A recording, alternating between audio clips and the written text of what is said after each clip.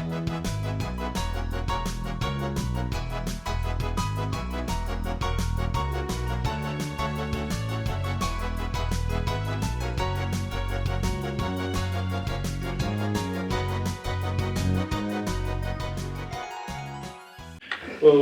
hello everyone. Welcome to our town hall.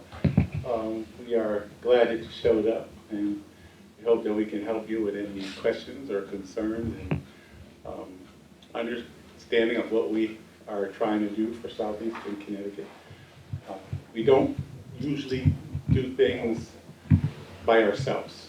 We usually do them all together. We are a good team, and I'm so proud to have these two up in Hartford, even though I experienced the taste of Hartford after both of them,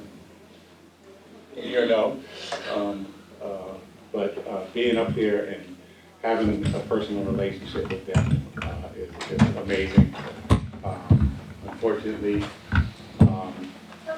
when we first put this out, our senator could not be part of it. And we did end up changing the date, but that's why she's not here. She has other things going on. But we're glad to be here. And I'll let y'all introduce. Do you want to say what committee you're on? Well, I am on the Appropriations Committee, the Intern Committee, and I am one of the chairs for the Veterans Committee. Best committee right now for me. I know they have their favorite committees also, but to be a veteran and to be on the Veterans Committee as a chair just is really great. Knowing and understanding, what some of those veterans have done before us, and trying to be able to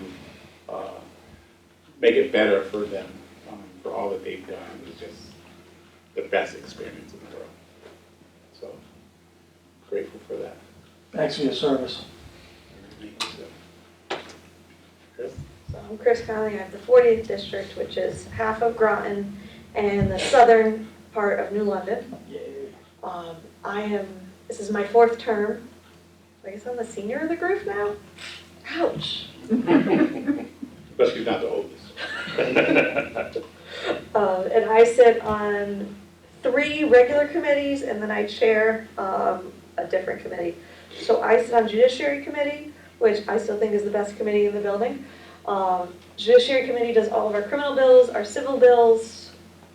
They do all of our judicial appointments and nominations. And we are actually the appeals court for the Claims Commission. So if you're suing the state of Connecticut and the Claims Commissioner has denied your claim or your lawsuit against the state of Connecticut and you are displeased with that, you then go to the Judiciary Committee for the appellate work, and we decide, the subcommittee, and then the whole committee gets to vote as to whether or not you have permission to sue the state of Connecticut. So it's an extra fun position to be in. We have a few hundred claims each year to go through that people have either looked for extensions of time or appeals where a lot of it are folks who are incarcerated and are suing the state of Connecticut to get out of incarceration. So those are always very interesting to read and see what happens. The transportation does anything, if it flies, if it goes on the railways, if it goes on the roads, bridges, all those things. And then planning and development is, Aundré and I sit on that together, so I have a buddy. It is the catch-all committee of all things municipal related that doesn't have another spot in the building. It does, your racially segregated housing is kind of my favorite thing that committee does, but it also does clean air and clean water, which is very important as well.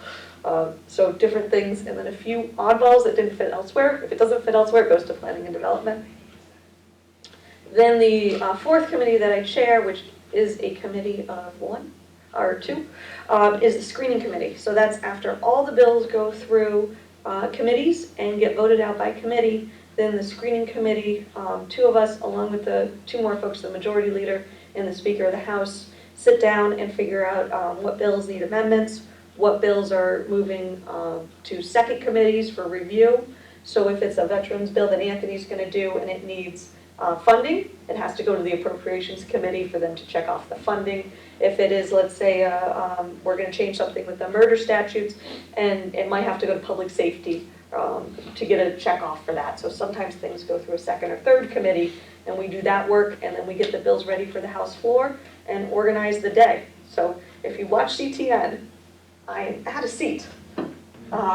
Sitting there, myself and the majority leader, organize the bills and determine the order of the bills for the day. And you can always find me on a session day, because I'm either running around looking for folks like our good chairs, or I'm sitting at the seat waiting for the next bill to be called, and organizing what's next and how the day is to happen. Again, every day, just like say, has a plan. And some days that plan works perfectly, and some days, well, we make a new plan. But eventually we get it done. So we're happy to work with these guys.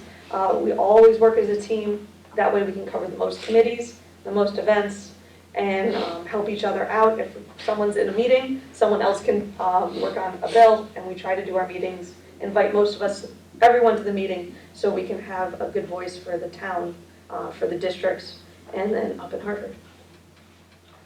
So welcome back, Aundré. Yes.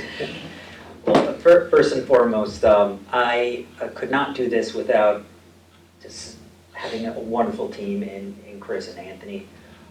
They have functioned as a sounding board on issues confronting not just our communities, but the state. Certainly their experience in leadership just speaks for itself. Just obviously Representative Nolan chairing the Veterans Affairs Committee, and Representative Conley chairing the Screening Committee. But nonetheless, Aundré Bumgardner here. I believe I know most of the folks in the room, as I believe we have won the award today for most constituent participation at our joint town hall meeting. So thank you to those who I do represent for coming out to the other side of the river. And I am in my first term back from after having served on the council for the past town council in Groton for the past 5 years. I served for a brief stint from 2015 to 2017, and so it's been a little while since I've been back up in the building, if you will. But I have been just blown away by really how much legislators really give back to their communities in ways that are kind of unsight unseen, right? You know, it's, as you know, can be very exhausting driving an hour, as you know, to and from Hartford each day, and to see folks like Chris and Anthony staying late into the night in committee hearings, and so they taught me a lot, even, you know, in my return, if you will. But as far as my committee assignments, I serve on the Finance, Revenue, and Bonding Committee, the tax side of the budget and the revenue side of the budget, the Planning and Development Committee with Chris. Groton, I think for the first time ever, has had 2 representatives on P&D, and as Representative Conley mentioned, this year working on some housing issues, working on potentially some short-term rental issues, working on some infrastructure issues and zoning issues. It is so important to have a Groton voice on that committee, because as you all very well know, we also have I want to recognize the City Councilor, Groton City Councilor Sheffield. We have a very unique government in town, having multiple subdivisions, fire districts, and so it's really important to have a Groton and Stonington voice, which also has a borough, subdivision in Stonington Borough. It's so important to have representation on that committee to, again, speak up for our very unique needs. And lastly, serving on the Environment Committee, which has admittedly been my favorite committee so far, diving deep on environmental quality issues, resilience issues, sustainability issues. Last night we had a public hearing that went on till almost 9 p.m. Talking plastics reduction. The beauty is, when you represent a town like Groton and have had bold agendas over the last few years, you can speak on things that we've worked on at the local level that can be replicated at the state level. So last night we talked plastics reduction, reducing polystyrene in our schools. Representative Conley submitted a bill on that. I submitted a comprehensive bill as well that included not only that provision, but also eliminating polystyrene trays and takeout containers from our restaurants. eliminating plastic straws. So this is the fun stuff. I know it's maybe boring for some, but I certainly know I care about it, and many constituents, especially a few in the room who have been at this for years, advocating for those policies. So I just want to thank, again, the constituents who came out, and in particular, you know who you are, but you really also function as a sounding board on critical issues, and I'm informed by your expertise. So please keep sharing your expertise, keep providing that helping hand, and I'll do all I can with this great team to advocate on your behalf. I will say it is like really imperative that we hear from our constituents, residents that live in our towns, and if we need a push, and we don't get back to it, for you to grab a hold of Christine or Aundré to remind, that's something that we look forward to, because we want to make sure that we respond or are very interactive. For those who, if you have not met my constituent engagement coordinator back there, Ariana, she handles just like their CECs. She handles our calendar and our and calls that come in, and most of the emails. I don't do anything without her permission. And you think I'm joking, when it comes to the calendar, I didn't get yelled at, but I was reminded that when I put something in the calendar that I need to share that, because that really does screw up our calendar a lot if that happens. So we are very happy with the help that we get from them when we're out or when we go out to do stuff, because we have so much other stuff that we're doing that it's such a need for us to have a constituent engagement person. We also have interns. Sometimes, I'll end up with a few interns because they don't get used by other reps. But being on an intern committee, we delegate interns to reps who ask for interns usually. And they do a lot for us also. And they're very instrumental at helping our CECs and being delegated to do stuff by our CECs that are important. I know I don't do anything alone. I need help with articulation. I need help with putting the story together of what I'm talking about. Research. Those are all things that they make it so easy for me. Well, it's not easy, but they make it a lot easier because we do depend on them quite a bit. So I just want y'all to know that that's our engine behind what we do. So I just wanted to share that. And if folks are watching, if you want to become an intern, Oh yes. we give UConn credit, up to 6 credits in the spring semester. Come work for us. I have Javen's helping me this year as a personal intern with my CEC. If folks are in graduate or law school students can intern with the Judiciary Committee and get some law school credits that way. You don't just have to be at UConn Law School. You can be at anyone who wants to come with us. A lot of folks are from UConn because it's right down the road from the Capitol, so it's conveniently located. And then you can also be an intern. Trinity College has a program if folks are going to Trinity, and folks help our leadership staff get us organized through screening and through other events too. So I can have up to 5 with me at a single time, which is so helpful because Wednesday I had to vote in 3 committees at the same time. So I sat in one, someone was in another, and then Mary and my CEC was in the 3rd one and kept texting me as to what room to go to at the same time. So already in February, sometimes you have to be in 3 places at the same time, and we can't do it without a lot of help. So we appreciate our staff and our interns helping us with that. It takes a lot of reading, and sometimes they read a lot of stuff for us because being honest, we can't read everything, but at least we get them to break it down for us so that we can go through it, because being in appropriations and having to run across LOB to another meeting and then having to leave that and go to another meeting, or being on a Zoom, which you can't see. A lot of us have our Zooms on. Some of us wear earbuds, listening and watching at the same time, just so that we can keep up with what's going on. And it's not even the busy season yet. You know, so we will. We always welcome the youth when they want to come and intern, because it keeps them busy. You know, I will note, it's nice to be back in the building and not, when I first started, I was elected when I was 20, and most of the interns were actually older than me. So it's nice to be up there and not be questioned for being an intern. It happened early in the term, back in 15, but it happens now still. actually, admittedly, it did happen my first day. One intern said, "Are you an intern as well?" I said, "Well, something like that."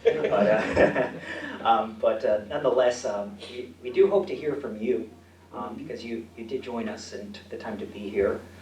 We also have pizza. I'm sure we'll dive into that in a bit. But do folks have any questions for us? Hi, Liz. Hi, Aundré. Do you have any sense yet which of the key bills that are most likely to move out of Environment Committee?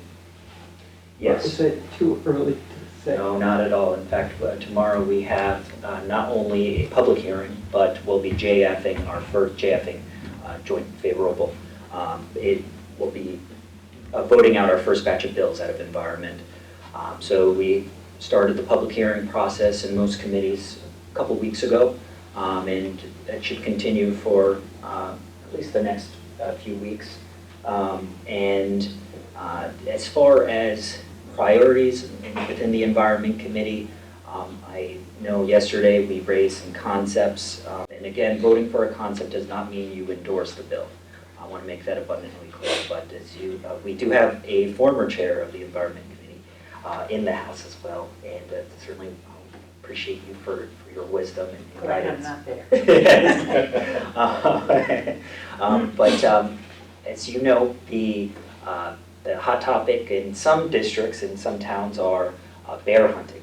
It is certainly not a problem that we face here in Southeastern Connecticut.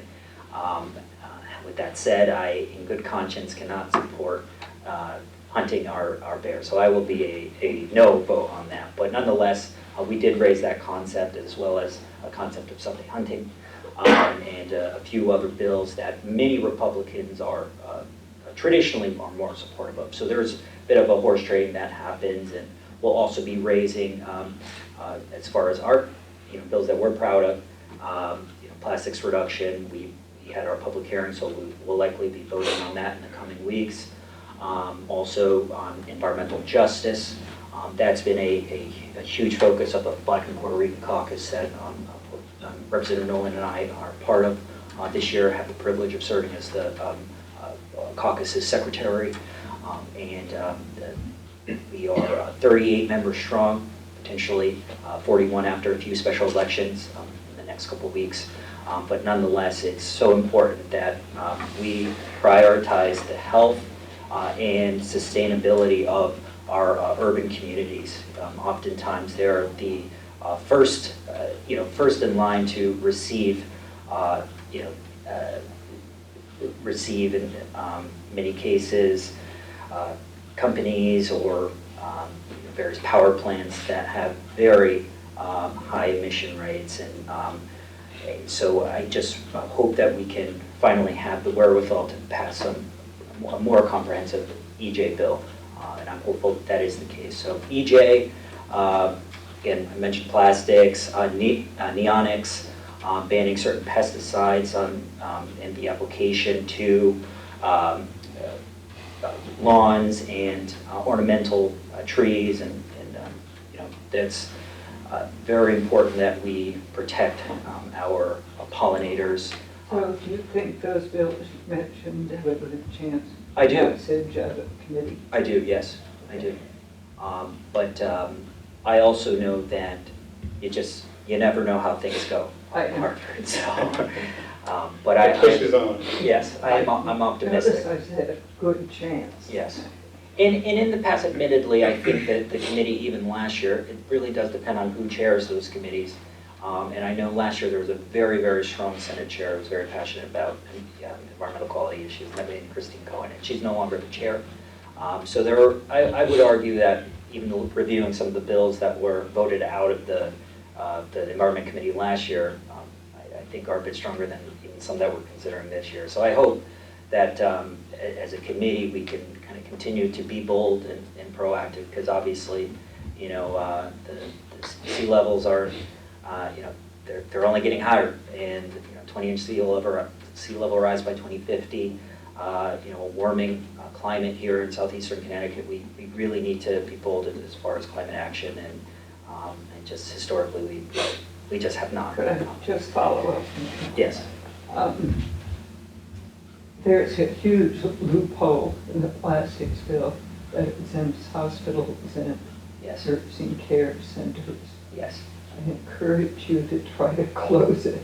Absolutely. And last night, we had the public hearing on the bill. Janine Bear from Greenwich, she chairs a BYOCT, a coalition of groups, including garden conservation advocates, advocating for plastics reduction ordinances throughout our state.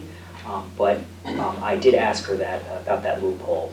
Wanted to make sure that that question was asked on the record, you know, in our public hearing, so that in case the bill can be amended to reflect that you know, to address that loophole. I think with a lot of things that are going on in the world, there is a large contingent of environmentalists that are looking to make sure that they make sure we cross our T's and dot our I's when it comes to environmental. It is a big issue that we keep delaying and delaying. So I think you'll see quite a few good bills come out of that committee this year. But it doesn't, just because we say that, doesn't mean that we don't need people to come up and help push with us. Because there's a lot of bills that we have that are coming in. I mean, today I looked at my first bill report that my CEC sent me, and it's 65 pages of bills that we're supporting, or that we either sponsored or that we're supporting. And on each page there's at least 5 or 6 bills. So just the amount of bills that we are talking about right now is just, it's huge. So, you know, we have a lot more reading to do and a lot more developing of the meat and potatoes of a lot of the bills, because we're just getting started with a lot of the committee screenings. And as far as for screening, we go in and we have pretty deep conversations about which bills are going to go through. And there's some bills that won't go through. You know, I know as far as veterans, I tried to push all the veteran bills through so that we can see how we can get more for veterans. There's not a lot of bills that we didn't allow through the screening process, because for veterans, the more the merrier. You know, as much as we can do for our veterans is what we're going to try and do. Though they all probably will not get approved, because now we did our screening and we got it through our meetings. Now we're getting screened again by Christine. It's nice to know friends in high places. So if we have 20 bills, most likely less than 10 bills are going to get approved. But you know, we'll have close conversation, and we'll try and push the ones that are more effective or most effective for veterans and or environmental and or other committees that we're on, to try and make sure that we get those bills in the committees that we're either a chair of or a vice chair of. And that doesn't include the bills that we put through ourselves, because you know, we all together signed a lot of sponsored and co-sponsored a lot of bills together that we're still working on. So just to follow up on the what's likely to go, The schools were notified about the styrofoam trays, that they should come up with an alternative plan. So I think it's safe to say that that hopefully will pass through quickly this year. And so for folks who are talking to schools who might be saying, what other meeting can I go to? Do you know if your public school system uses polystyrene trays? If you don't, that's a question to ask, and ask what the plan is to get off of polystyrene trays. A lot of our schools, you'll hear, it's budget time, and you'll hear in their school budgets, they'll talk about state mandates. Well, that is a state mandate. That's what we want, a state mandate to say no polystyrene trays in schools, or I certainly do, and I know my colleagues approve of that in this room. So they may come with a cost, and I personally think that using a tray for lunch in schools where every student who gets hot lunch uses a polystyrene tray and then throws it out, and then the next day gets another polystyrene tray, that if it costs a little more to get a dishwasher, that's a better investment. But we will need folks to say that at the town public meetings. And in Groton at the RTM, in Stonington at Finance, in London at Counselor Finance. Yep. To make sure folks know, hey, some of the things we do here, we want to do here, if we get too much pushback from the towns, they'll ask us to extend out the date multiple years to make that financial savings better for them. So it's important that folks go and say, this is important to me, or at least ask the question, are we using polystyrene trays for lunch in this public school system? And then get the answer. This year, about 8,000 bills were filed. Any rep or senator can file as many bills as they wish. A lot of the bills are duplicates, just to be clear. A lot of people have the same good idea. So then the committees raise bills, and they'll merge the duplicates together so that we get one or two on an issue. And then they will pass out bills. They go to screening, and sometimes those bills merge. So 2 or 3 bills can merge into one bill. We'll probably pass between 100 and 150 bills out of the House and the Senate and sent to the governor's office. So there's a lot of room to get 8,000 bills into 150. One of the bigger ones will be the budget. So that can contain a few bills, an awful lot of bills. But when folks talk about, and sometimes when you see people vote, like last week, was that last week that we had session? Yes. Everything kind of blends. Last week when we had session, we voted 5 bills into one. Yeah. And I know some folks didn't like all the portions of it, but the one bill did provide more special education funding for all of our schools, hundreds of thousands of dollars, and did pay for free and reduced school lunch through the end of the school year. So we can all agree that that was really good. It did pass unanimously through the House and the Senate. And I know some folks at the time might have said, I'd like you to change this portion or that portion. So if you were one of those folks, but you still think it's a good idea, make sure you tell your friends, hey, we did want that bill a little stronger in certain areas, especially the environmental areas. Some people want it a little stronger in the financial area as well. We did want it stronger in certain areas, but in the end, it's really important we feed the kids. So we can all agree that was overall a good yes vote for everyone. I don't know if, well, many of you might know that are here, but making sure our kids have school lunch and don't have to worry about paying for school lunch is so important. A lot of our kids come to school to eat more because it's hard for some families to provide, the nourishing meal that our kids really need. So for us to be able to push the bill for school lunches until the end of the year, I thought was one of the greatest things that we could do because of the continual reports of kids going to school just to eat. And to go to school and not eat and try and make it through the day without some kind of problem is hard. So I was so happy to see that bill pass through. It was just so important. And specifically, as far as the special education funding goes, about 250,000 supplemental funding for the town of Groton, and I believe 160,000 for the town of Stonington. Yeah. So we'll. We 118 in New London. So we were 106. Over $100,000 for New London. Yeah. So that's good money that they're getting right now to use for the rest of the school year. Yep. And there are, unfortunately, there are different size schools.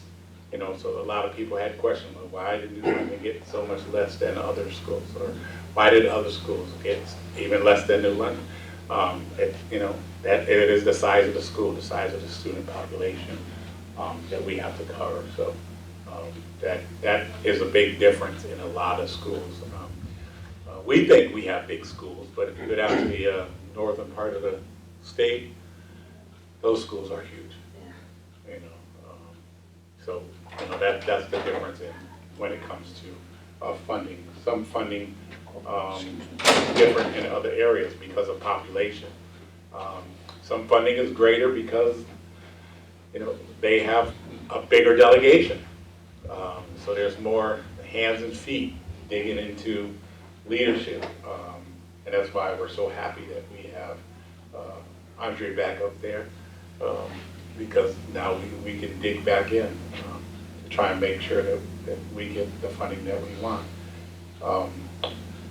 Some of the real important things that I know we're trying to do in New London, or for New London, is our community center. We have, you know, we're looking to try and get $10 million more. We're very happy about what we're hearing, but you know, actions speak louder than words always. But that is one of the things that we're trying to do, get money so that we can help the community center be built in the Fort Trumbull area. We are also pushing for school funding. That was unfortunately, there was a situation where our school administrators and our school building personnel were told to go with ACES. No, they were told to go with a preferred developer, and they were told that we would be paid back for that by the state, and that turned out to now be a struggle. That person, you know, no longer works for the state. No, he doesn't. It may be under federal investigation. It's here, there, nor there. For that issue. It's unfortunate, but when you have someone in a position that controls the school funding and all the yays and nays for when it comes to that, and they tell you or tell those in the development of the school process that he wants you to go a certain way, you go that certain way, or you know that's the fear that our administration had, that if we did it, that we'd lose out. Unfortunately, that person got caught up in a lot of other things, and you know, we feel that this was something that was under his watch, and we want to correct it. So we are pushing to have it corrected. That's 4.6 million. Yeah, 4.6 million. We do have some other things on the bonding tree that have to do with the police department, citywide computer assistant, you know, trying to change the dynamics of the computer system. I don't know the specifics, but they're trying to get some funding for that. Some things to do at the fire station also. Some redevelopment for, I think, the downtown administration, internet service, or something to do with the internet. So we have quite a bit of projects that we're looking at, some bonding for. But I think the most important thing for New London right now is the community center and the funding for the school projects that we weren't given back, that we have to fight for. Right now, those are our priorities. But we have other bills, but I'll let them share a couple of bills before we get into other bills. The other bonding request that is the Olive Cove, I know we have every year, to get funding, and the City of New London is working with the Town of Waterford for that project and waiting on paperwork so we can submit that bonding project. The City of New London is also submitting for another DEEP grant, I believe, in the spring when that grant process opens up again, as they're aware that the two major asks are the community center and the school construction issue.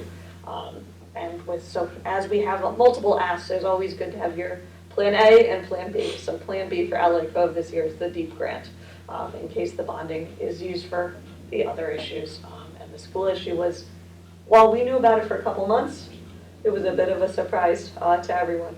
And in Groton, they have slightly less priorities. Slightly less. But they've put in bonding for the bridge in Old Mystic. If folks from New London aren't aware, a bridge between Groton and Stonington that wiped out due to the flooding in 2010. Was it 2010? Hasn't been used. Some of the residents kind of don't mind those little dead-end streets. Those two streets have been dead-end for 12 years. So I have to say that some of my constituents do like that. However, the fire department has been requesting for the last 12 years that bridge get replaced because it would be easier and quicker and the angle there is easier for the trucks to get around than the bypass streets they've been using for the last 12 years. So of course, while folks might like their dead-end street, if they need the fire equipment to get there, they'd like it there quickly. So there's pros and cons for that one. Unfortunately, the town of Stonington and the town of Groton have not had their budgets aligned to have made their portions to pay for that. While the state has been ready to fund that project for years, the towns have a portion, and they seem to have, there's always priorities that one town has over the other, where they haven't been able to line up their portion of funding, so it's a bonding project to try to help with that. The town of New London, or the town of Groton also put in changes to the,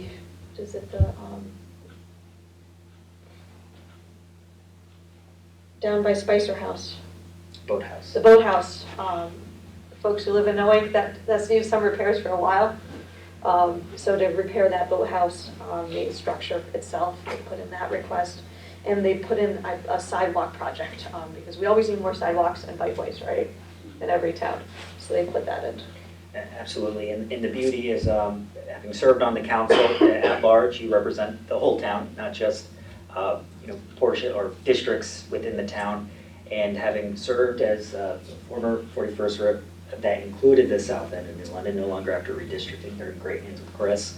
I got to learn a lot about the Alewife Cove issues from Dr. Cloette, and so happy to see that Representative Conley, in partnership with Representative Nolan, has really taken up that mantle and advocating for that funding, and so I did co-sponsor that request as well. Thank you. So All three of you. Thank yes, you.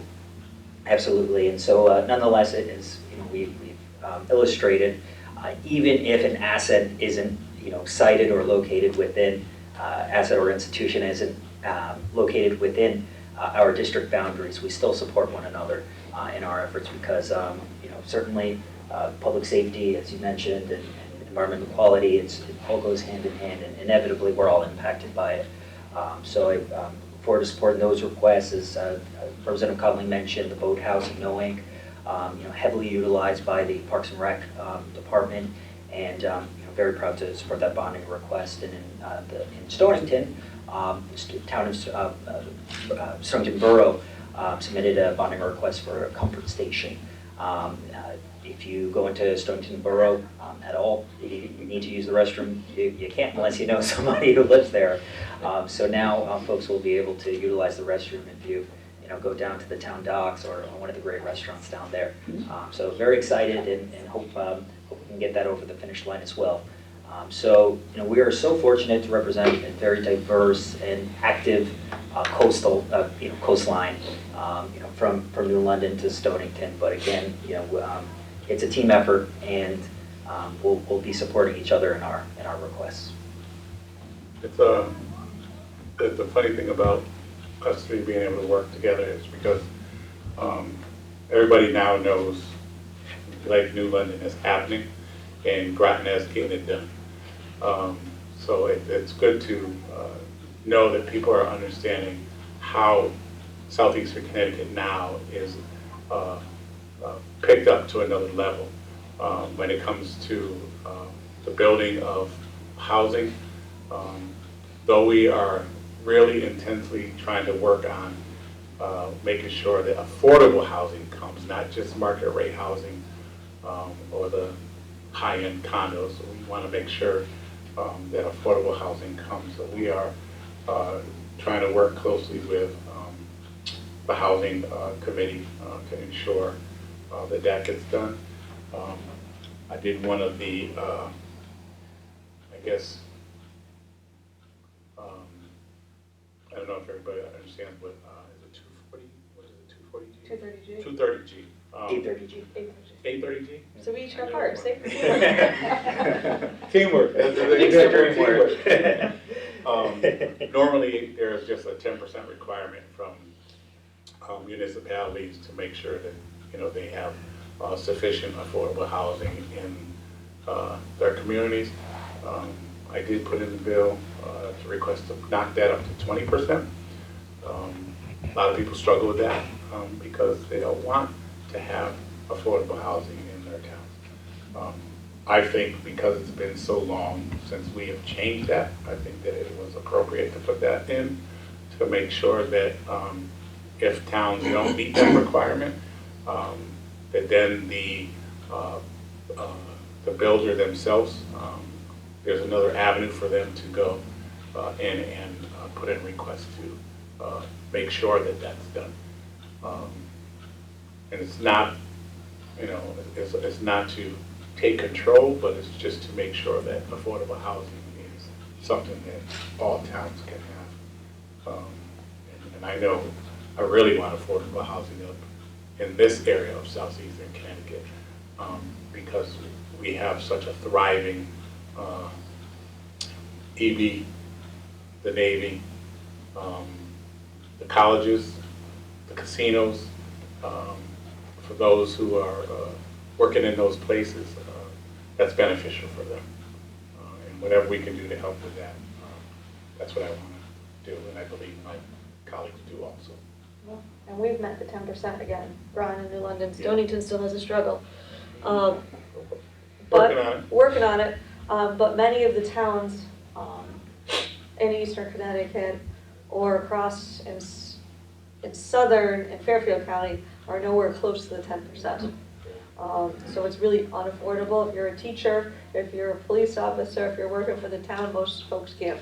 There's not a single place you can afford on that salary to live within the town. And a lot of folks come to public hearings and talk about how they like to keep it that way. And then folks like us feel the other way. I feel if you're a teacher in a community, there should be a place where you can live in that community if you wish to. But to that point, that's why as much as, you know, housing is so important, you know, we also got to make sure that our transportation systems can connect to all of our communities. You know, Yep. Many of you in the room, no names, but have been very outspoken and regarding extending shoreline east. And that is really a long-term plan that, you know, that I think all of us have been screaming from the mountaintops on, you know, making sure that we can extend shoreline east past New London into Groton, build a train station there, extend it out into Mystic, and beyond the Rhode Island border, because that is a way to bring people into our communities, allow people to get to work. Extending shoreline east, or you know, developing a train line up to Norwich to, you know, connect with another job center in southeastern Connecticut. So many communities, even such as Stonington, in areas where there is high density, doesn't even have a running or an active bus line. So, you know, we need to also, we can't lose sight of that piece either, ensuring that, you know, we're investing in our sidewalks, our buses, bus systems, and certainly, you know, reinvesting and expanding Shoreline East. I think one of the best things about that coming to fruition, and you know, we're all in support of it, as you know, but it would be incredible if we can move some legislations to make sure that we build housing along the transportation corridor to ensure that the easy access is there. I think that's one of the purposes of extending Shoreline East, you know, to make sure that it becomes affordable for people. Plus, being able to get on a train and go up or further up is the greatest thing that we can do for our residents. it helps with employment. It helps when people have to, when people want to travel, take time away. There's some people who go to for healthcare in different areas. That's another plus. So trying to get Shoreline East to max out up this way is, that I would say that is one of our priorities too. And there's a bill for that in Transportation Committee Yeah. for more dense zoning around transportation centers. So that will be coming up for public hearing soon. And that last year and this year, it will be a contentious hearing again. Yep. And then after hopefully we pass it through this year, it will have to go through the municipalities, who will then have to agree to change their local zoning. So there will be many opportunities to speak, first at the state, and then at your municipalities to say, hey, if we want this train station in Groton and we want to be able to, go to Yale for medical treatment, if we want to be able to go back and forth on Shoreline East, the location where it is going to need a little bit more dense zoning than what it may have, and to support your counselors who feel that way.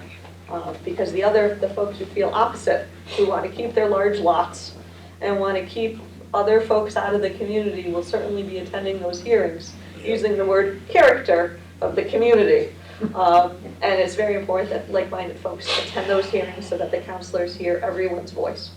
A term not to be abused, and it has been, unfortunately. So some other questions. There is gonna, hopefully in the next month, not too farther from that, we can actually do some town hall in regards to Shoreline East. You had an excellent one over there over the bridge, which I thought was attended well. But they are willing to come back and do other locations in southeastern Connecticut just to make sure that we get the information out. So we welcome ideas for that. And that's something that we really look forward to doing also. And any other questions? Well, Zell Stephen from Groton. I guess I'd like to thank all three of you for your support of the Shoreline East train system going from New London all the way to Westerly, and then the proposed new branch that would go from the Groton and London area up to Norwich. And I have to say that the team, you guys made it happen, and you got tremendous support from your colleagues in the legislature, and that process is moving along very nicely. And I'd like to thank you all for coming out to the public hearings that were held by the Department of Transportation to support that effort, and it's going to continue to be very important that you continue to do that. What's really interesting about the transit-oriented development that you talked about, the legislation that is going to be difficult to pass because of the western end of the state where my wife and I both grew up, and we know a little bit about that, is that along in the eastern part of Connecticut, the rail system that originally ran through here did go through communities. And so the opportunity for TOD is just imminently available in New London, in the city of Groton, the town of Groton, Stonington, and all the way up what's out of your jurisdiction. The same is true in Westerly, and certainly it's the same thing true up in Norwich. And so I think it'll be a very welcome push that you would push, at least on our end of the state, to push for TOD. I think that'll be very important going forward, because it makes perfect sense, because not only can you then walk to the train station, you'll also be able to ride your bike, which makes that TOD slightly bigger, and that's a very attractive alternative. And so thank you for your effort on that. Can I now leave my trains and talk about in the appropriations? One of the things that I hope you'll all support would be funding of the University of Connecticut's circuit program, because that's been extremely important for the towns to deal with climate change. And we're now just really getting the full benefit of that. And I have to tell you that probably before you were all in the legislature, I had supported that original concept of having the university help the communities do that, and they're doing a terrific job, and so continued support will be very, very important there. On the sort of on the same appropriation side, there's been discussion in a bill that had a hearing this week about a potential transportation center in the town of Mystic, which doesn't exist, but nevertheless, it is in Mystic, and we all know what that means. I think that has some potential possibilities if that is worked into the feasibility study that's underway with the rails. It could be a very attractive alternative if it's properly located and properly thought through very carefully. And the devil will be in the details, and that's going to be very important. But it has a real sense of pulling together that problem in Mystic, which we used to only experience during the summer, and now we experience it year-round. I think it may be a very important opportunity there. And then there will be some requests for bonding of passenger trains. And again, this is looking forward into the future. We hope that you would support that, because without having placed those orders now, we won't have those trains available until such time as that all happens. And that's going to be, I think, very important. And then really the final thing about appropriations is that while we've gone through a serious downsizing in the government in the state of Connecticut, I have to observe that it may have gone a little too far. I have talked to at least two agencies which I know very well, Transportation and the Environment, DEEP, and both, I think, are suffering from a lack of professional staff, and so hopefully the appropriations would be such that that would be supportive, because we've got a complicated system and we need the very best people we can find to do this. And then one other area, and I'll quit. And that is that several years ago, the legislature took up the whole notion of data centers with tax cuts and so forth. And that was has been a pretty contentious issue in this region. And at the time that was done, there was a promise, and I realize it was a promise, to set some environmental standards for those. And I hope the legislature and the Environment Committee really does tackle that, because it's a serious, serious problem as it relates to greenhouse gas emissions. And on that score, I hope some of the things that have been done by executive order can get codified into law so that towns can move forward to really get on top of greenhouse gas emissions. And with that, I'll quit. Thank you. Just one little addendum. In today's day, the very interesting, well thought out op-ed piece on an idea for a transportation center. Mistakes of check. Yeah, there is, that is on private land. So I am not one where the state should take, I know it did happen in New London, but I'm not one who feels that the state should take anyone's private land for public use. So that is a very, it is a different use of that property that may be much better, but we should also respect private land rights. So folks who are interested in that may also want to talk to the owner of that property to see if they'll go along with it. And then if they'll go along with it and the town's amenable and there's state resources, I'd be happy to ask for those. But I do not want to usurp anyone's home or business, because I'd be really upset if someone tried to do it to me too. And to that point, I'm sure the proponent of the bill has very much spoken with the owner of that property. And just for some context, there was a fire in downtown Mystic not too long ago. I'm sure many of you saw the photos, and if you see it in person, it really has changed the fabric of that community. And I hope we can really make use of that property in a way that I think the entire community can enjoy it. But with that said, it is private property. but under no circumstance can I support a building of a parking garage. Just knocking in that neighborhood, in the Stonington side, certainly I can't speak to any, or I have not spoken to any constituent who has an appetite for a parking structure in their neighborhood.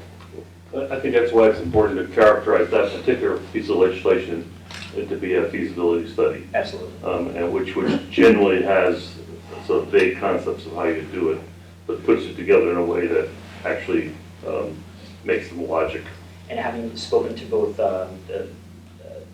Manager John Burt and First Select Woman Danielle Cheeseborough about this very bill, that I think that's where they did write testimony in support of it, but specifically that provision is what they supported. Yeah, and on the hiring front, it is a big issue statewide. I was at a public hearing yesterday for a different commission, and the head of that commission said one of his biggest issues is with attrition. They have a lot of openings, and DAS does a lot of good work. They are responsible for filling and vetting candidates and getting them through the departments. And it is difficult, and it's a real struggle that we're facing across a lot of state agencies, is we have openings, we have candidates that have applied, and due to the length of time it takes the process, a lot of the candidates find other work during the process, because you're not going to be without a job for 6, 8, 10 weeks, and other things pop up. One of the things that we did in 2017, which caused a lot of savings, is we changed the retirement plan for new employees. It is not as lucrative as it was before. It is a 401k hybrid. But as our salaries in the state were generally a little lower because the benefits were better, folks would say, yes, I take that lower salary because I'm getting a really good price on health insurance. I have better retirement. And when you kind of looked at the whole employment package, the lower salary had a lot of benefits to it. Well, since we've changed some of the benefits, and they're not bad benefits in any way, but since we changed some of the benefits and the salaries are still what they are, it's found a hard time to get candidates to be lucrative when you have the private sector and the public sector looking for the same candidates. If the package isn't the same and there's a similar opportunity with higher pay and benefits, and our state system takes a little longer, some folks have just found other work. And that's a struggle across the state. It is a struggle that if we continue to have and we don't find a way to fix, we will be seeing that. You will be seeing it at your public when you're going to the DMV, when you're calling Department of Labor and you're waiting on hold. You'll be seeing that, unfortunately, a little longer lines because we need to hire some folks. And I know in approach, we are pushing a lot of the agencies to explain their manpower, especially when they're asking for more money. We're asking them about what about the jobs that aren't filled that you have before we give you more money. So we're asking our agencies now on a daily basis, you're asking for new positions, but you haven't filled the positions that you have open. So, and Christine talked about the streamlining. We are trying our best to streamline that process as much as possible because getting hired should not take more than 3 months. That's way too long for people that are looking for a job or that are out of a job. So that's something that's real important for us to make sure that streamlined process is so much better. It's almost like being in a line at DMV for 3 months. I'm not saying a habit, but that's what it seems like to those that are trying to get hired. They're standing in a DMV line before they made the changes to DMV. I do think DMV is working a little better. Always time for improvement, but I really think compared to what it was, it is something better. Since I brought it up, I just thought I'd share that. And I think the only 2 points we didn't address regarding data centers, and the last point, some folks may have seen in the newspaper on the last couple of days, it was announced that Millstone, Waterford is engaging in talks with AnyEdge, which engaged at one point in talks with Groton. Town of Groton chose not to proceed in negotiations with AnyEdge for the purposes of so they can build a data center. Folks we heard from hundreds of residents from the community explaining why it really was not best for our community as far as the environmental quality concerns, as far as the noise pollution. And as a member of the council, as one of the councilors that voted against getting into that agreement, and quite frankly, even campaigning, really clamoring for those environmental quality provisions that really were promised at one point when they e-certified that bill a couple years ago. We've been waiting. I actually, earlier today, I spoke at great length with Mary Mashinsky, and stay tuned. We're gonna make some noise about it, but in a respectful way to illustrate that the real concerns, good trouble. So we have an obligation to fight for our communities and really make that case, I think, to leadership as well. So committed to doing that. And lastly, you mentioned trains. I know this year the Transportation Committee is working on your 5-year capital plan. That'll go through the bonding subcommittees as well. So very much would support that as well. Thank you. Thank you. Against data centers, that's important. Any other questions? Yes, ma'am. You've all mentioned it in some degree, but to just pick up on the climate challenge a little more, there are bills that are pending at this point that propose pretty major changes to systems that have been in effect for a long time. And I'm not taking positions on any of those, but I think the effort to provide more accountability to the Global Warming Solutions Act is really, really important. And within that, sort of to embrace some of the governor's proposals on policy changes, it's very easy to tell everybody to go get federal money. There's a point where the state of Connecticut needs to step up and not just say, go find federal money, even though there is a lot right now. But I think one of the things in that, which I certainly applaud, is the directive to state agencies to take climate into consideration. But I think that directive could be a lot more robust. You well know that on bills there was sort of a fiscal note and there's an impact on municipalities, a climate impact for not everything that comes through the legislature, and then it would just say no impact. But I think it would start to get the idea that that's something we need to be considering in everything we do. And while I too miss Senator Cohen on environment, the fact that she's on energy is also very important. And the big bill they're proposing major changes to how our utilities are, how the regulation of utilities and prices and stuff. I plowed through that today and my head was swimming at the end of it. But just a couple of concerns within it. The changes to the renewable portfolio standard, I understand. I still struggle to talk about nuclear and trash to energy being renewable energy, but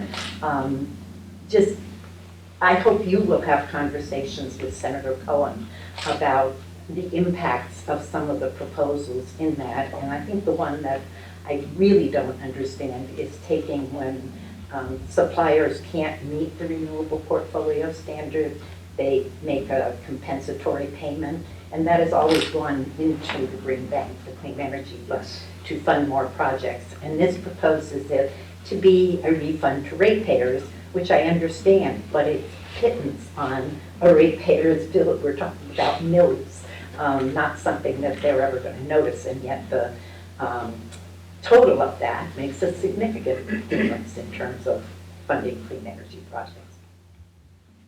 And those energy bills are complicated.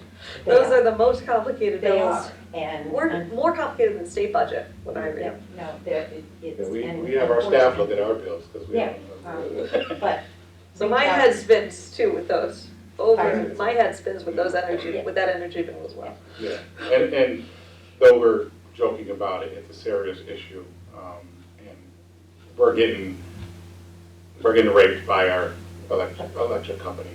Basically, it's just unacceptable for us to have to pay what we're paying now, and their CEOs just become more billionaires and billionaires on the shoulders of what we have to do. you know, so. That, if I could interrupt you 1 second, actually raises another issue, which I didn't mention with those, but I think the push from certainly the utilities, the gas utilities in particular, to say, oh, the solution to natural gas prices, which is what's really sending rates skyrocketing, is to build more pipelines. Ratepayers pay for those pipelines, and they will pay for them for the next 50 years. Yes. And we all went through the stranded costs of Millstone. We don't need to do that with natural gas. That's great. I like my electricity bill, but apparently the chair doesn't like it as much as I do. That we have to approve rate changes in the legislature. But I do know that there's some good, thoughtful bills coming in about trying to put the reins in on electricity. You know, I and Aundré live in Groton Municipal Electricity, and we pay substantially less than Anthony does in his house. Sorry. No, substantially. It's not even like a little bit, it's a lot. So the fact that, and in municipal electricity, there's limits as to how much people can make, there's limits as to how much profits they can make, and those don't exist in the private sector. And that's one of the reasons why, you know, no one's making $15 million salaries at Groton or Basra, but they are at Eversource, and folks are really struggling. Folks are struggling who have electric heat right now. I don't know how they're doing it. I can't even imagine if you have electric heat, what your bill looks like. Luckily, it's been a warm winter, but you know, we had those really cold days, and people's equipment was just running 24/7. So I see relief coming, but it's not coming quick enough. And we know it's going to be a real hard struggle for a lot of folks until we can get those bills out of committee and through the House and the Senate, and make some substantial change to what we do on electricity. And we get contacted in regards to electric bills all the time. And people literally come from Southeastern Connecticut to Hartford in person to talk about some of their electric bills. And unfortunately, until we change our policy and until Pura gets a hold on regulating some of these ridiculous things that they can do, that's what we're fighting for. And we really do understand how serious this is. And though we make some jokes about it, the jokes are to get us to get through it, because it's crazy where people are bringing us bills where their electricity costs $200, but then there's other things in that bill that total over $500, and some up in the thousands that are 3 times as much as the actual electricity. And it's just ridiculous that they get away with that. So I submitted a bill, actually kind of brings it all together, and it's going to be it was raised for a public hearing in the Planning and Development Committee, which is very unique because most energy-related bills go through the Energy and Technology. So I found a little bit of a loophole because of fire districts in Groton, as Representative Conley mentioned. The western half of Groton is served by Groton Utilities, whereas the eastern side of town, if you live in Nolan, for example, or Mystic, you are part of the Eversource electric service area. So I submitted a bill that would allow fire districts to hold referendums for their ratepayers to elect to establish or join an electric public utility. So that will be getting a public hearing. I heard from no shortage of Nolan residents clamoring for that. So this is a way that would allow and actually implement it, and for it to become law, it would be very groundbreaking in that it would allow certain parts of our state to vacate from an Eversource service area. As long as you brought that subject up, it's a sore point because I have electric heat in my house. Sorry, So part of the problem is that you have 2 standards. And if I simply continue to support 2 standards, you're going to have trouble right from the get-go. And it's high time the state of Connecticut, the legislature, make it a single standard and everybody plays by the same rules. There is just no excuse in this day and age for having private utilities the way we have it now. That's an unpopular position, I know, in certain parts of the town, but really that's really what it's gonna come down to. And I guess the other observation is that what we're talking about here in terms of energy, and we're now talking about environmental issues, they're linked. Hopefully, there's a linkage between the various committees on this, because it is virtually impossible, if the environment committee does one thing and the energy committee does something else, you want to make sure, my opinion, that those are integrated into a single seamless system. And it goes back to part of the problem we have with Pura is they're probably, again, understaffed. But that goes back to the earlier point that you made. Yeah, and I think the Not big to make issue your life with any Pura- easier. I would say the Pura's they probably want to hire more people than we coming to appropriations. I think the current regulations don't allow a lot of room when when members of the board who get to vote are upset with the proposals. And the larger companies, Eversource and UI, I know UI is not here in Eastern Connecticut as much, certainly find what we didn't realize, or what folks who made regulations didn't realize were loopholes, and have found that and take full advantage of each and every loophole to keep their profit margins to the degree where they are. And once a loophole's found, it has to be closed. And it's almost like at the General Assembly, the way we have our structure, where with this regulation process, is that we're in the backseat trying to close loopholes. Like when we did Take Back the Grid 2 years ago, we were closing loopholes about what happens when people are without power for so many days, and then they found more loopholes. So it seems like we're not in the driver's seat, we're in the back seat. And that's a big issue around deregulation that I think we should do. But we need a lot more folks to tell their legislators that they'd like to see that as well. Well, we're here to support you. We appreciate it. Any more questions? How about ideas? Yes. Any You ideas? have enough to work on. Go ahead. So I'm not as well versed as the people in this room. I don't know what's being passed or considered. But I work in the field of infant mental health, and an issue very relevant to New London is I work with new moms and new dads and prenatal and postnatal women who are incarcerated at York, who most of the babies born to incarcerated parents are born here in New London. And it's really sad that we're one of the only countries that separates babies from their moms. And I know Minnesota has passed the Healthy Start Act to keep babies and moms together in community-based settings. And I was wondering if there's anything Connecticut's looking at to do the same, just considering the long-term adverse outcomes for moms and babies after being separated. I will have to tell you that it's the first time I had someone ask me that. But it is worth looking into. I did write it down. And if you take some of our informational cards up here, and you send it in an email so that we can have someone actually asking for it in writing, then we will follow up on it and get back to you. That is something that has been conversation, I know, in organizational meetings at OIC and or I forgot what the prenatal care place was in New Haven.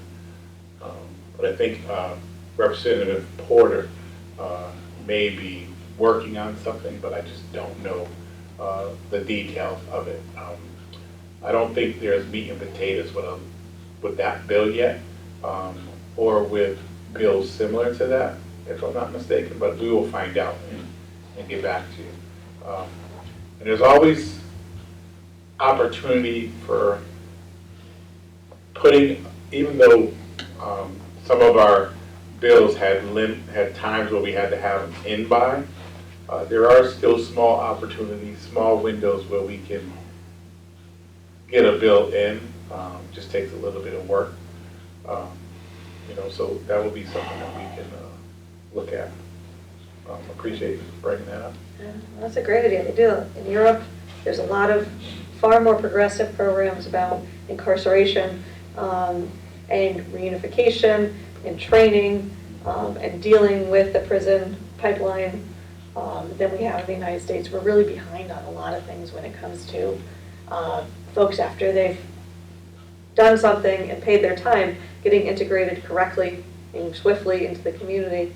And if you think about it, if you separate a family 3 days after they're born, it's not the best situation by far. One day, oh, poor little baby. Sometimes a couple more.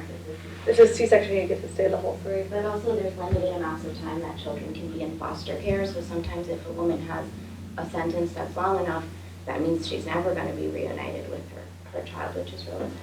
It's horrible. So I know, Ron Porter, you traveled to Norway with a small delegation to look at how prisons are being done in more progressive societies, and is working on a package of bills to try to make some good change in our state. So there's a lot of work going on. I think that might be a multi-year project, and we're just kind of at the beginning of that project, but it's really needed for a lot of folks. So I appreciate you bringing that up in public.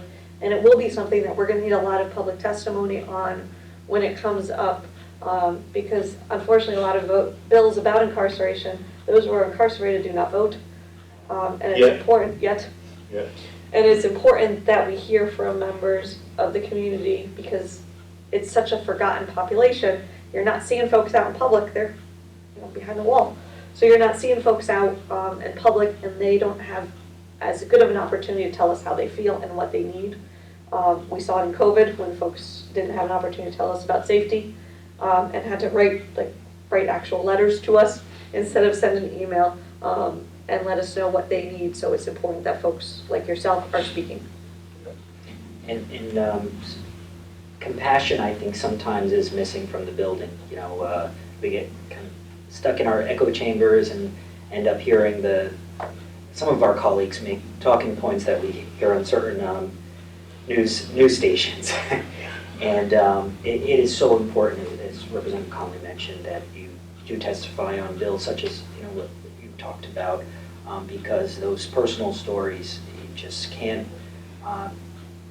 we need to hear them. We need to hear them on the record. And it gives us the confidence and strength and the wherewithal to fight. And bring it over the finish line. So we'll definitely talk offline, and I want to thank you for your work in our community as well.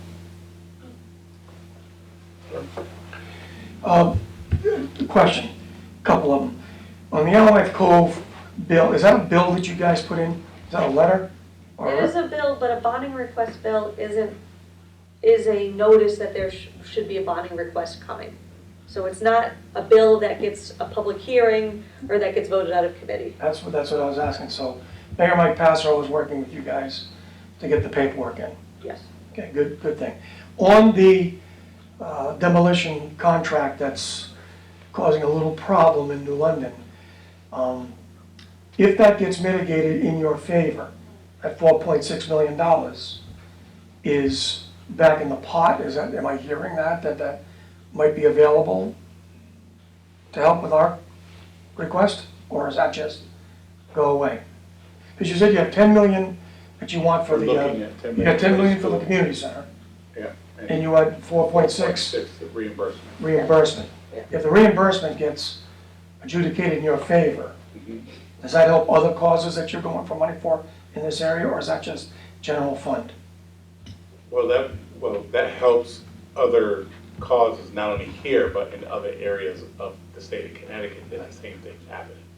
Okay. So the school construction money is coming out of the school construction bonding fund. Gotcha. So that money is appropriated through the bonding committee as a big pocket, Yep. and we are looking for $4.6 million to be allocated to New London, that per contract and rules, they're not fully entitled to at this moment. So we're looking to pull $4.6 million extra dollars out of that pot.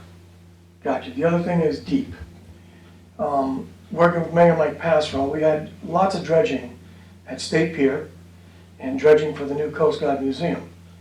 Now, when you dredge in one area, there's mitigation credits that deep takes. And I know that they requested, that if you're dredging here in New London now, in the Allied Cove situation, Hurricane Sandy blew in 3 different places, Waterford Beach into Allied Cove, and it's been sitting there since 2012, which is messing up everything. So DEEP gets these dredging mitigation credits, like money in the bank. Then they take that money in the bank and they go spend it down in the Gold Coast, down in Fairfield County. What can you do about that? Why Seen can't some we keep articles it? about that. Huh? We've seen some articles about that where it's actually been abused. Yeah, it's like, hey, it's right here. We're why don't you- subsidizing million-dollar homes. And Right? it's not right. Not right. Do you guys make not right? Well, since you brought it up, there will be a task. That's right. I mean, that's a big one. It Yes. is. And you can talk to Mayor Mike about it because it's just like, okay, wait a minute. Oh, it's not, don't think he hasn't mentioned it. Oh, no, I know. It's not a quiet man. And also, if Mohawk moves over from across the river, and they build that big pier, Which they will. that's dredging credits. It is. That's, okay, out of 3, let's get 1 for the hometown crew, right? We agree. Yeah, we agree. I like that. It's conversation, it's just not loud conversation. Well, if People you- people don't understand it. And not only don't people understand, it's hard for people to explain it sometimes because of the different hoops that you have to go through to get the information and to be able to give details in regards to it. So it's like hiring a professional. Right, You know, you have to hire someone to come in and teach it yep, in order for you to understand it. And then now you have to be able to articulate it enough so it's easy for people to understand. And I'm not saying that people aren't smart enough to understand.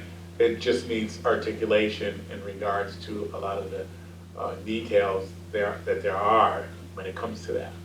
gotcha. And it's something in the city's application to DEEP for grants that I know they have expressed, and hopefully they express more for their next application. I met with Senator Blumenthal and Zealot Circle over at UConn. Beautiful organization, face to face, and he looked at the pictures of the cove, and I said, the cove right over there, you can see it right from here. And he turned to me and he said, get in touch with my office. I can get you federal Sandy dollars. Great, we'll be happy to spend them. I'm telling you. Can you help? I mean, I don't have federal dollars, but if he gives this, if he appropriates federal dollars through the budget to the state for this project, we'd be happy to use them. but who goes after him for that? I mean, I've written to his office, but, and I brought it up to Mayor Mike, but, I He mean, there it has is. to get it through the federal budget, appropriated through the state of Connecticut, and the state of Connecticut gets the money. Again, my question is, do you guys write that letter? Do you? His go- office does it. Yeah. Right, but who prompts his office to go for it? You know, I've already met with him and Yeah. written a letter, what's next? I mean, I think you've done all the right things. I think there are some things we can help with. You mentioned, you're asking about, okay, well, talking about the strategy, Right. We're asking about appropriating funds for bonding requests Right. for LY Cove. So if that, should that not get funded, right? Right. That it's important to know that there are other avenues Sure. that can utilize Yeah. to seek funding. Yep. But no, he's been great to work with, and I got to give a shout out to our delegation. oh, you guys, are the best. Well, I mean, we're great. We're great. But we got good folks in DC But too. federal delegation, Senator Blumenthal, Yep. Senator Murphy, and Congressman Courtney. They've been in the area, they've been here. And some, Right. and always responsive to us whenever a constituent brings, we have great working relationships with all of their offices. Yep. In fact, my wife's an alumnus of Senator Murphy's office. Yep. And so they're very responsive, but, and Senator Blumenthal was instrumental in getting $700,000 for the town of Groton. We're gonna build in partnership with the Nature Conservancy, building a living shoreline at the Esper Point Beach. That's, And so it's what we gotta, we need more of these projects though, We did, not yeah. just on Esper Point, but Elwood Right. Cove, and there's no shortage of opportunity. Weequahic Cove and Stonington, they're everywhere. They're We everywhere. can, so, yes. Give it to him. So we, That money to him, that's not gonna work. And That's, you're gonna have a hard time with No, that. I'm sorry, no, it's, well, not quite Esper Point Beach, not quite precisely as Newport Beach, but. Well, let's not go down a rabbit hole because Palmer- we got the Specifically note, Palmer Cove. we got the Palmer Cove. note from Got the the rabbit hole. folks of our building Yeah. that, well, they are paid hourly and that hour is coming to an end. And they Oh, would like to yes. go home to their families. Yes. So we're gonna have to wrap up. Allow the folks at the library to get home to their families at the appropriate time. We have pizza. Please stay for the next 5 minutes and then quickly vacate the premises. 5 minutes. We have our information for our contact information. If anyone arrived late, right over there are the email signups. If you don't get emails from us, please sign. If you're not sure, if you haven't got emails about this event, you're not on the list, please sign up for a list. You can be on multiple lists. And we appreciate you folks coming, and we look forward to seeing folks soon. Yes. Now, I'm gonna be very disappointed if you don't take a piece of that Greek pizza over there. And just one more brief, thank you, 3 Ariana, minutes, thank you, 3 thank you, minutes. thank you, thank you. Thank you guys for coming. Take a look at this, Thank you so much. thank you. But before you leave, take a look at the Black History Month installation put on by attorney Lonnie Braxton. It is an amazing display. She made it clear. But yes. Great to see you.